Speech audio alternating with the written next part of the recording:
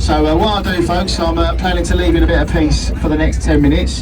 When we start to approach Greenwich, I will pick up the microphone again and finish off with the commentary and give you some information about returning boat times. Before I put the microphone down, folks, we mentioned just a short word about the commentaries we do on these boats. For yourself by now, but if you haven't, we're not professional tour guides on these boats. We are just members of the crew. We do these commentaries on a voluntary basis in a hope to make your trip with us today a little bit more enjoyable and maybe even interesting. Folks, we don't make an official charge for these commentaries. We don't get paid as tour guides.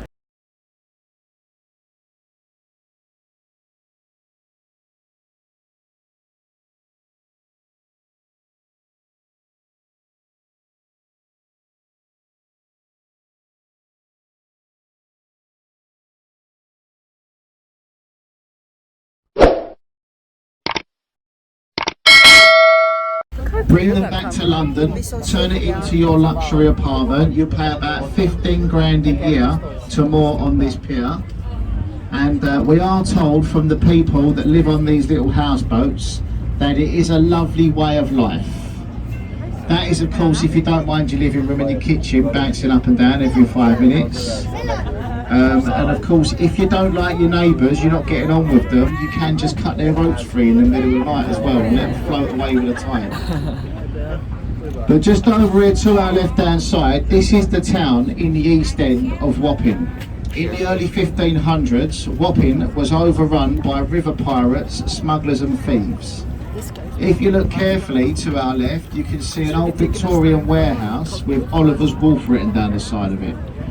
Oliver's Wharf was an old Victorian tea warehouse, but down the left hand side of it you can see a small white tent. This is in the beer garden of a famous pub called the Town of Ramsgate.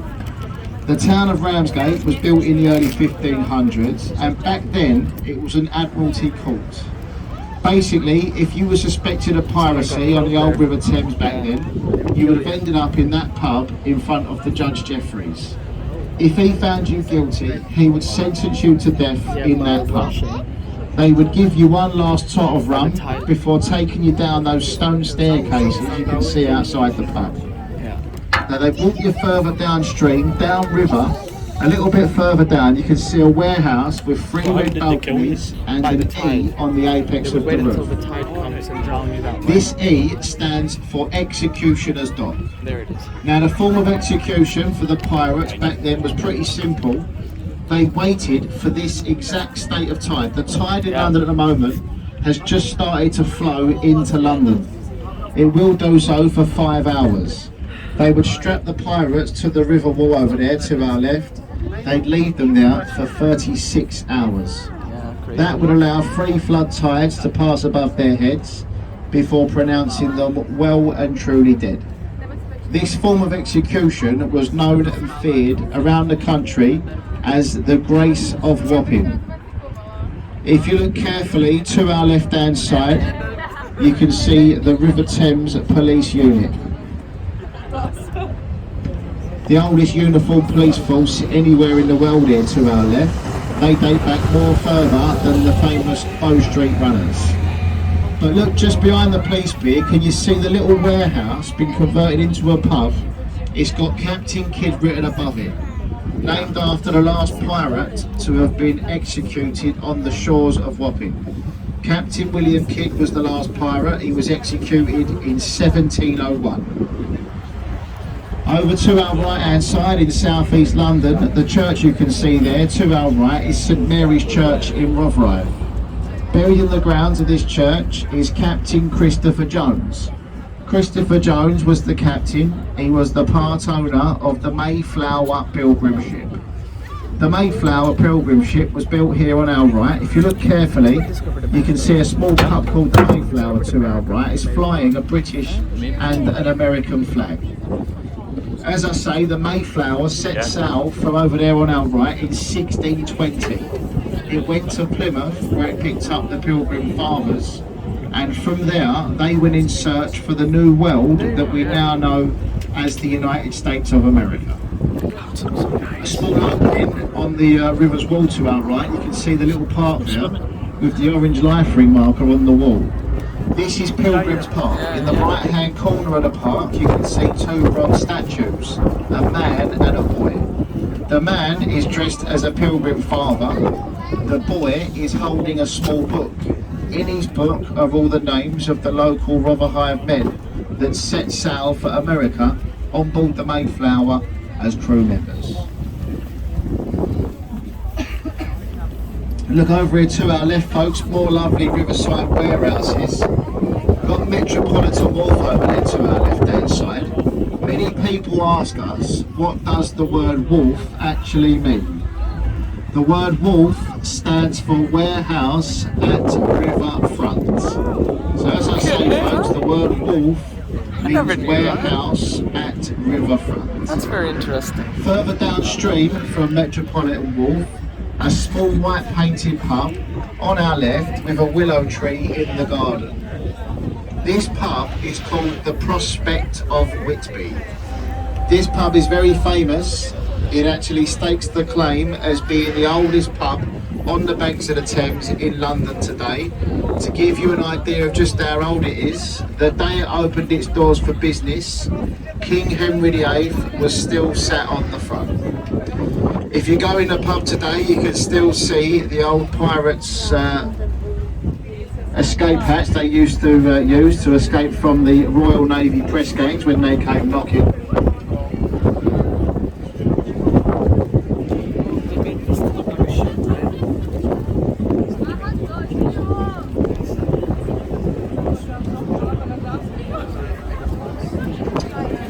Now over to our left hand side, folks.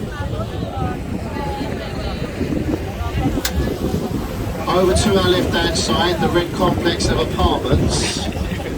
Looks like it's been built by my 2-year-old son basically, it's Lego bricks. This is built on the site of Free Trading Wharf. Now the reason it's built in such a strange way, we are told, there's over 100 riverside apartments there to our left. Each balcony boasts its own unique river view. As I mentioned, that's Free Trading Wharf over there to our left.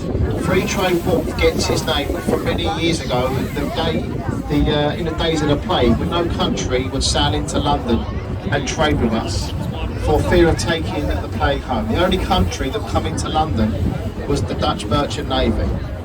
Free Trade Wharf to our left was as far into London as they come, delivering vital cargoes of fresh water, food and medicine. And that was for the people of London that were starving.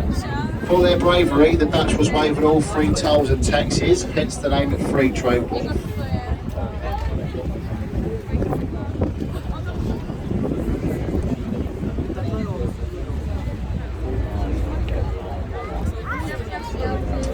Over to our left hand side, this is the town of Limehouse in the old East End.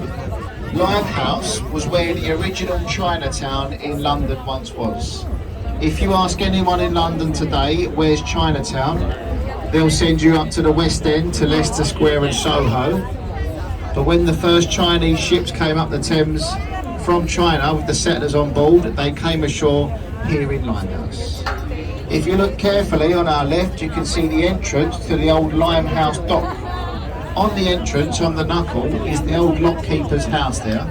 You can just see the fairy lights in the garden of it today.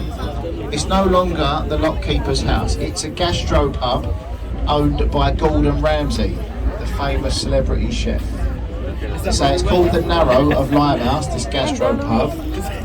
If there's anyone on this boat today that doesn't know the difference between a normal pub and a gastro pub, I've been there myself. I can tell you all the difference is an extra £3 a pint. But the road that runs parallel with the river to our left is Narrow Street. Narrow Street gets its name from many years ago. The government of the day imposed a window tax on the poor people of the East End. What this window tax meant, it was quite simple. The more windows your house had, the more tax you paid to the government. So the people of Narrow Street quite literally built their houses up narrow to avoid paying too much window tax, to avoid having windows basically. Those that had their houses over here to our left, they even bricked over their windows to avoid paying the tax. If there's anyone on the boat that's ever heard of the saying of daylight robbery, that's where it comes from, here in Narrow Street to our left. Another little pub here in Narrow Street. It's got 3 wooden verandas to our left. In golden writing, it's called the Grapes of Limehouse. The Grapes was made famous by Charles Dickens. Charles Dickens lived in the attic of this pub whilst he wrote his novel, Our Mutual Friend. The pub has also got a very famous landlord, Sir Ian McKellen. Oh, yeah. Sir Ian McKellen owns the pub. He's famous for playing Gandalf in Lord of the Rings. He actually lives 4 doors down from his own pub. See the house back there with the yellow statue in the garden? That is the London home of Gandalf. Take you there. Well, as we round the bend in the Thames ahead of us, folks, we have the Canary Wharf complex.